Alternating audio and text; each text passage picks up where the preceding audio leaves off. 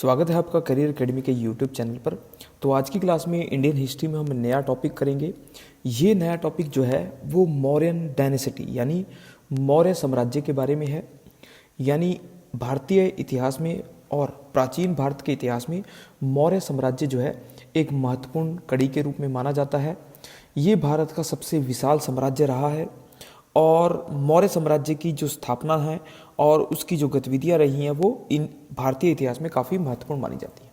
तो इस लेक्चर में हम मौर्यन साम्राज्य को कवर करेंगे।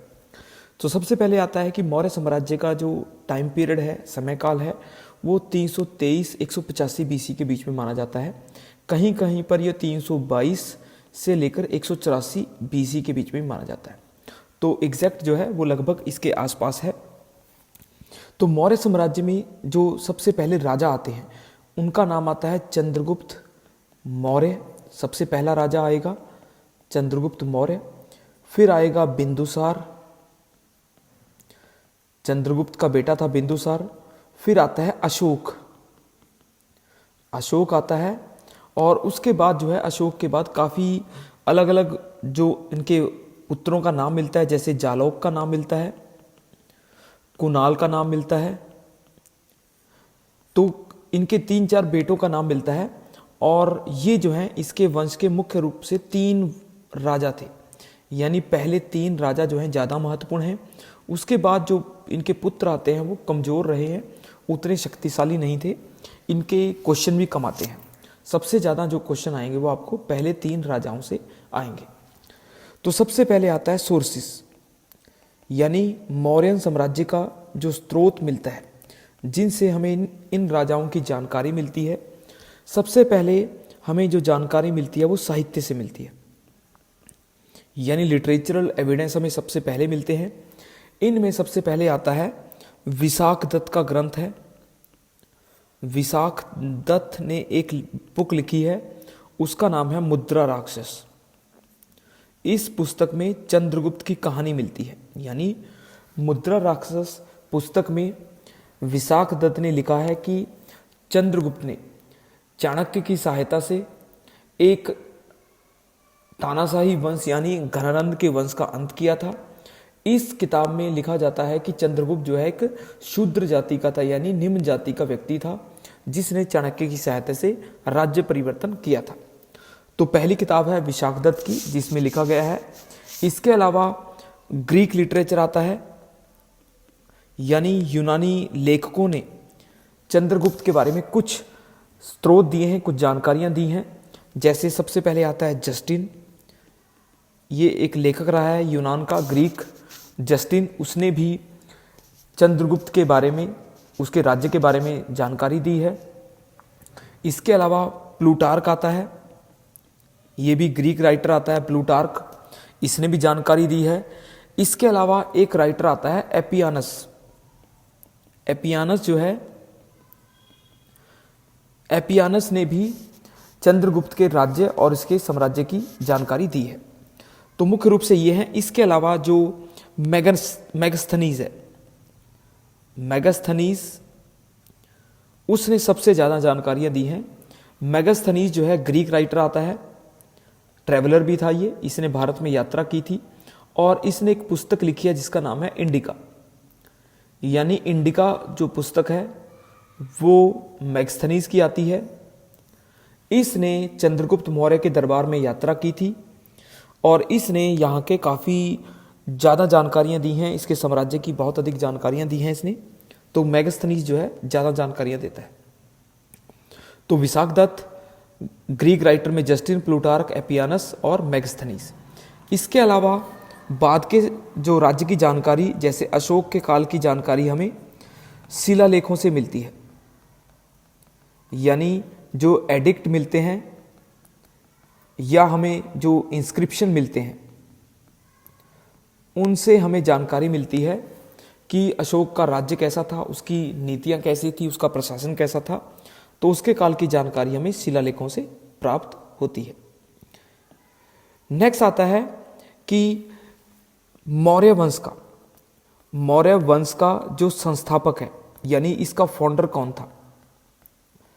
इसका संस्थापक जो है या स्थापक जो है कौन था? तो सबसे पहले इसका नाम आता है चंद्रगुप्त मौर्य।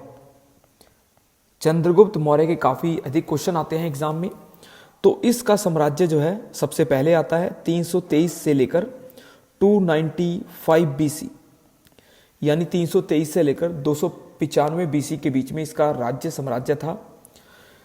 इसके साम्राज्य की ज्यादा जानकारियों में हमें मिलता है चाणक्य, यानी इसका मंत्री था, इसका प्रधानमंत्री था और इसका सलाहकार था। यानी चाणक्य जो है इसका सलाहकार था जिसने इसको साम्राज्य स्थापना में सहायता दी थी। इसका एक नाम मिलता है विष्णुगुप्त, चाणक्य का ही नाम मिलता है विष्णुगुप्त, या इसका एक और नाम आता है कौटिल्य। ये एक ही नाम है तीन व्यक्तियों के, या तीन नाम मिलते हैं एक ही व्यक्ति के। तो चाणक्य, विष्णुगुप्त और कौटिल्य जो है चंद्रगुप्त मौर्य का सलाहकार था, एडवाइजर था और प्राइम मिनिस्टर यानी प्रधानमंत्री था। तो कहानी में जो कथा मिलती है उसमें पता चलता है कि चाणक्य ने चंद्रगुप्त की सहायता की, उसको ट्रेनिंग दी, उसको सलाह दी और चंद्रगुप्त ने सेना इकट्ठी की और घनानंद के राज्य को इसने समाप्त किया। तो मौर्य वंश में जो युद्ध आता है घनानंद का वर्सेस चंद्रगुप्त का, यानी चंद्रगुप्त मौर्य ने घनानंद के विरुद्ध एक युद्ध किया। तो इस युद्ध में ही नंद वंश का अंत होता है और मौर्य वंश की स्थापना होती है। अब इसकी टाइमिंग हमें प्राप्त नहीं होती, कहीं जगह पर 323 और कहीं जगह पर 322 बीसी लिखा गया है। तो युद्ध की जानकारी हमें प्राप्त नहीं होती, फिर भी कहानियों में लिखा गया है कि घनानंद और चंद्रगुप्त के बीच में युद्ध हुआ था जिसमें विजेता रहा चंद्रगुप्त और राज्य की स्थापना जो है चंद्रगुप्त मौर्य ने की। तो एक और आता है कि चंद्रगुप्त की जो धर्म था वो जैन था, यानी जैन धर्म को मानता था। तो कई बार क्वेश्चन आता है कि नंद वंश का अंत किस धर्म ने किया था, तो हमें कहना है जैन धर्म ने इसका अंत किया था। तो एक तरीके से चंद्रगुप्त जो है संस्थापक था, फाउंडर था मौर्यन एम्पायर का। तो इसने अपने राज्य की स्थापना की। इसका राज्य जो है 295 बीसी तक रहा। ये जैन धर्म को फॉलो करता था। इसने अपने राज्य को यानी अपनी स्टेट को, अपनी एम्पायर को काफ़ी अधिक फैलाया। ये ऑल इंडिया एम्पायर बनी, यानी इसने बड़े भारत में अपने राज्य को स्थापित किया। इसमें पश्चिम भारत तक का राज्य था। इसमें अफगानिस्तान, पाकिस्तान, बांग्लादेश, वर्तमान का भारत था। दक्षिण भारत में अगर देखें केरल और तमिलनाडु को छोड़कर संपूर्ण भारत इनके पास था। तो यानी एक बड़ा भारत, एक ब्रॉड इंडिया इनके कैप्चर में था, इनके राज्य के तहत था। तो भारत का पहला राजा यानी भारत के इतिहास में चंद्रगुप्त को भारत का पहला राजा, जिसे हम कह देते हैं एक चहुं दिशाओं में, जो चारों दिशाओं में विजेता रहा है और इसको राजा कहा जाता है। चंद्रगुप्त जो है भारत का पहला चक्रवर्ती या चक्रवर्तीन भी कह देते हैं। चक्रवर्तीन जो है राजा था जिसकी एम्पायर, जिसका राज्य जो है बड़े भारत में यानी संपूर्ण भारत में इसका राज्य था और इसको महान बताया गया है। तो चाणक्य ने अपनी किताब, इसकी किताब आती है अर्थशास्त्र, यानी चाणक्य की पुस्तक का नाम है अर्थशास्त्र। उस पुस्तक में चंद्रगुप्त मौर्य के राज्य के बारे में यानी स्टेट के बारे में और प्रशासन, इसके एडमिनिस्ट्रेशन के बारे में हमें जानकारी मिलती है। यानी चंद्रगुप्त का एडमिनिस्ट्रेशन कैसा था, इसकी कैपिटल कैसी थी, किस प्रकार से प्रशासन चलाया जाता था, सेना की व्यवस्था कैसे होती थी और नीतिगत जो कार्य थे वो कैसे होते थे। शासन प्रशासन की जानकारी हमें अर्थशास्त्र से मिलती है। इसके अलावा इंडिका पुस्तक में जो हमें पता है कि ये मैगस्थनीज लिखी थी इंडिका। तो इंडिका पुस्तक में मैगस्थनीज जो है पाटलिपुत्र में इसके प्रशासन की जानकारी देता है, किस प्रकार से इसका प्रशासन था, नगर का प्रशासन कैसे था, सेना का प्रशासन कैसा था और सामाजिक और राजनीतिक नीति इसकी कैसी थी। तो इंडिका से भी हमें इसके राजनीतिक कार्यों का पता चलता है। इसके अलावा चंद्रगुप्त जो मौर्य था, इसके राज्य में कुछ और घटनाएं हमें पता चलती हैं। जैसे इसका नाम, चंद्रगुप्त का जो ग्रीक नेम है, यानी इसको यूनानी भाषा में अलग नाम से जाना जाता है। तो इसको अलग नाम मिलता है सेंड्रोकोटस। कई जगह पर इसका नाम मिलता है सेंड्रोकोटस या एंड्रोकोटस, यानी ग्रीक लैंग्वेज में इसको एंड्रोकोटस या सेंड्रोकोटस कहा जाता है। तो इंडिका पुस्तक जो है, इंडिका पुस्तक में इसको सेंड्रोकोटस कहा गया है। तो शुरुआत में इतिहासकारों को ये एक दिक्कत मिली कि वो सेंड्रोकोटस को भारतीय राजाओं से कंपेयर नहीं कर पा रहे थे, उन्हें ये पता चल नहीं रहा था कि ये कौन सा राजा है। तो विलियम जॉन्स एक राइटर रहे हैं, उन्होंने 1793 में सेंड्रोकोटस जो ग्रीक राजा था या ग्रीक लैंग्वेज में जो राजा था, उसको चंद्रगुप्त के साथ कंपेयर किया और बताया कि चंद्रगुप्त मौर्य कोई और नहीं, ये सेंड्रोकोटस ही है जो ग्रीक लैंग्वेज में दिखाई देता है। तो इससे इतिहास की एक महत्वपूर्ण कड़ी का पता चला, यानी इनकी शासन व्यवस्था का पता चला। और ये जानकारी मिली कि सिकंदर के आक्रमण के बाद भारत में चंद्रगुप्त का राज्य आया था। तो सिकंदर का अटैक जो है 326 बीसी में था। तो उसके बाद भारत में चंद्रगुप्त मौर्य की इंपायर आई, यानी 323 बीसी में।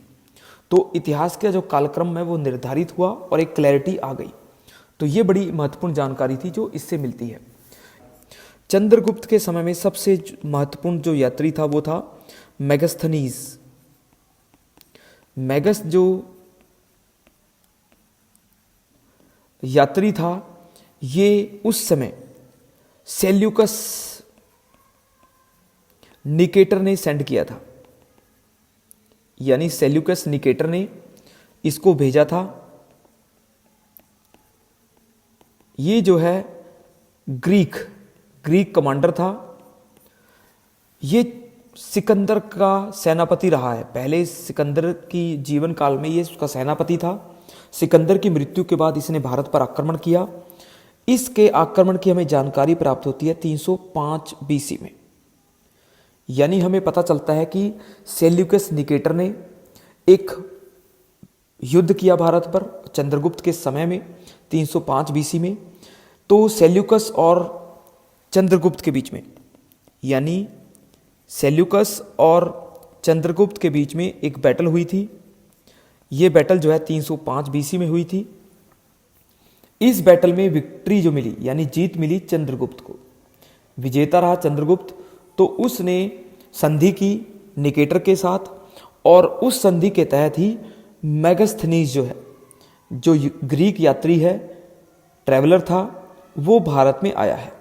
तो यानी चंद्रगुप्त ने सेल्यूकस को डिफीट किया और सेल्यूकस ने अपने सम्मान में ट्रीटी के तहत मेगास्थनीज को भारत में भेजा था।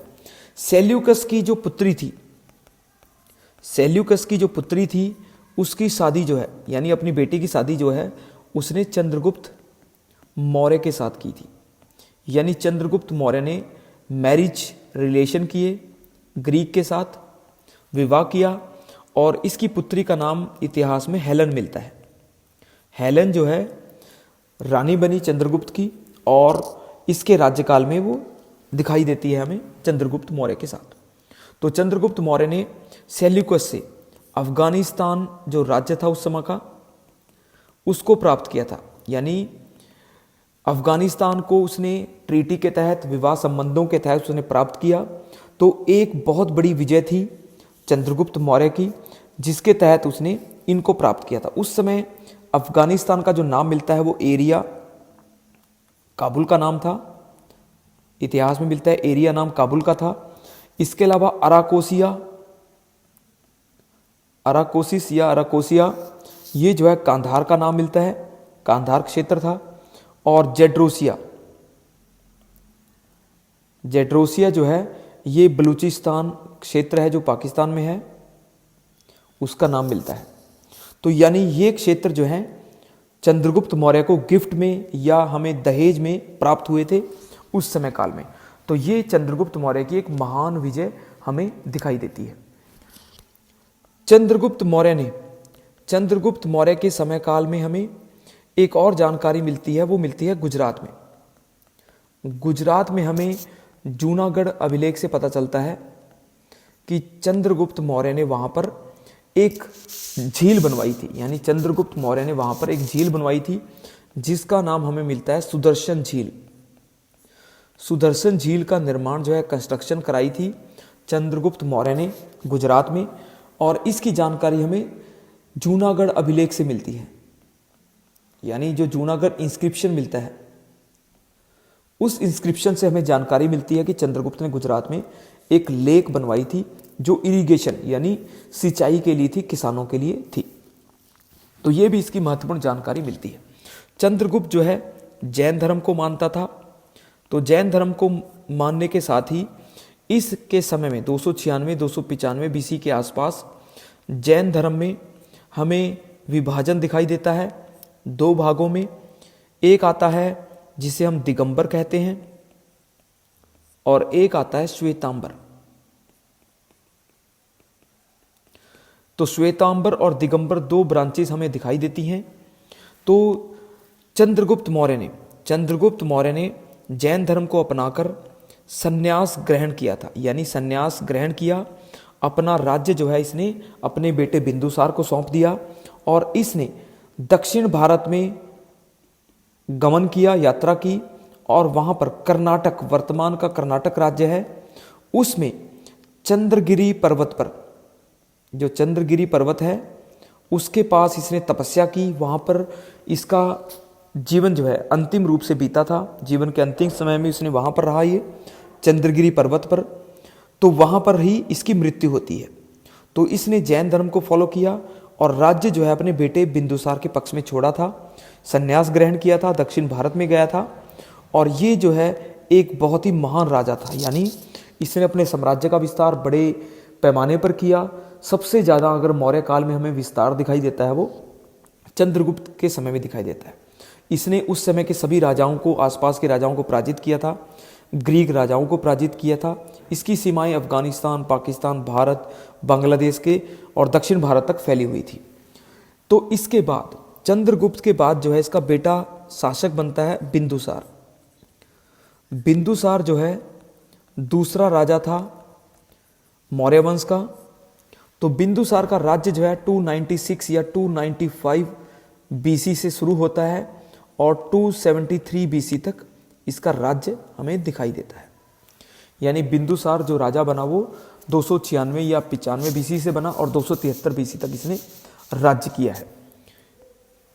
बिंदुसार का जो धर्म मिलता है वो हमें आजीवक मिलता है, यानी आजीवक धर्म या सन्यासियों को ये फॉलो करता था, उनकी शिक्षाओं को मानता था। इसके दरबार में आजीवक साधु रहते थे।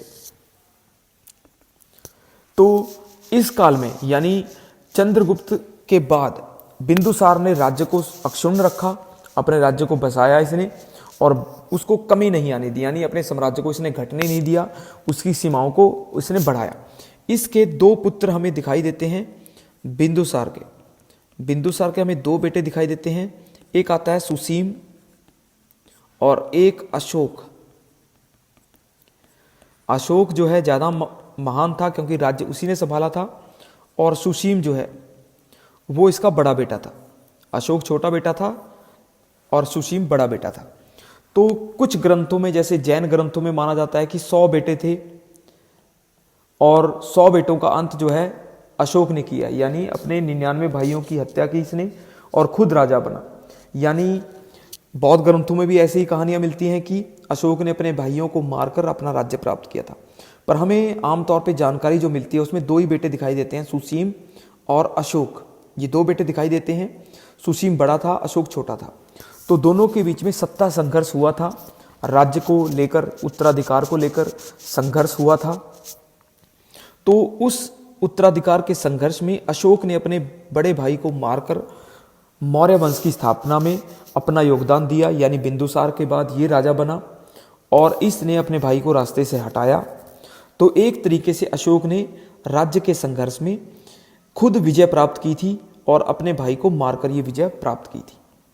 तो यानी अशोक जो राजा बना है, ये राजा बना था 273 बीसी में, जबकि 269 बीसी में, यानी इसको 4 वर्ष लगे।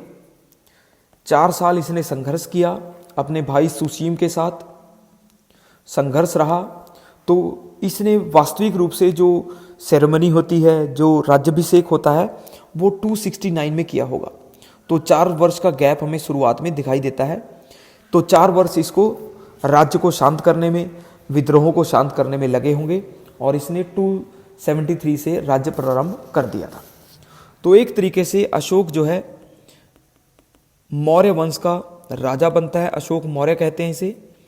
अशोक मौर्य का राज्य जो है 273 बीसी से स्टार्ट हुआ और 232 बीसी तक, यानी 273 से लेकर 232 बीसी तक इसने राज्य को संभाला था।